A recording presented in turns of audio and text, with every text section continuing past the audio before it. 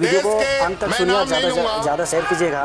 इसका नाम है श्री टीकाराम जूली। एक सज्जन है, उन्होंने 2013 में एक चुनावी रैली में भाषण दिया था, वो मैं सुनाना चाहूंगा कि आज जो मोदी जी पहले क्या कहते थे, अभी मजा आएगा ना भिड़ो। आज ऐसी स्थिति आई है कि भारत सरकार और भारत का रुपया दोनों के बीच में स्पर्धा लगी है कि कौन ज्यादा गिरेगा, किसकी साख ज्यादा गिरेगी। रुपए की कीमत गिर रही है या दिल्ली में बैठे सरकार की कीमत गिर रही है। देश आज अरे देवा, ये गड़बड़ है बाबा, ये पूछ रहा है। उसी सज्जन ने कहा था तत्कालीन प्रधानमंत्री मनमोहन सिंह जी पे कि जब रुपया गिरता है तो देश की साख भी गिरती है।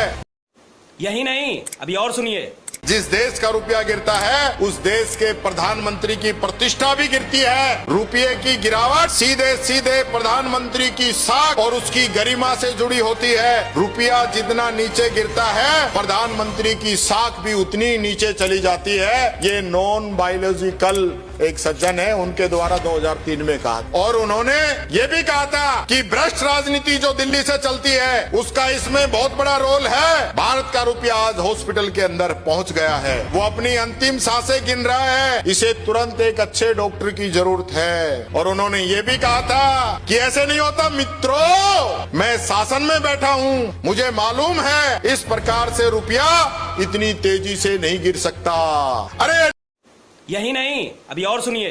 नेपाल का रुपया नहीं गिरता, बांग्लादेश की करेंसी नहीं गिरती, पाकिस्तान की करेंसी नहीं गिरती, श्रीलंका की करेंसी नहीं गिरती। क्या कारण है कि हिंदुस्तान का रुपया इतना पतला हो गया कि गिरता ही जा रहा है। किसने कहा था ये? मैं नाम नहीं ऐसे नहीं होता मित्रों, मैं शासन में बैठा हूं, मुझे मालूम है इस प्रकार से रुपया इतनी तेजी से गिर नहीं सकता। अरे नेपाल का रुपया नहीं गिरता है, बांग्लादेश की करेंसी नहीं गिरती है, पाकिस्तान की करेंसी नहीं गिरती, श्रीलंका की करेंसी नहीं गिरती। क्या कारण है हिंदुस्तान का रुपया पतला होता जा रहा है? ठीक है, ये जवाब देना पड़ेगा आपको। ठीक है, देश आपसे जवाब मांग रहा है। ठीक है, मैं नाम नहीं ले रहा हूँ, मैं पूछ रहा हूँ। अब साख नहीं गिर रही, अब नहीं गिर रही ना साख, क्योंकि साख उसी की गिरती है जिसकी साख हो। तो लेने के देने पड़ गए।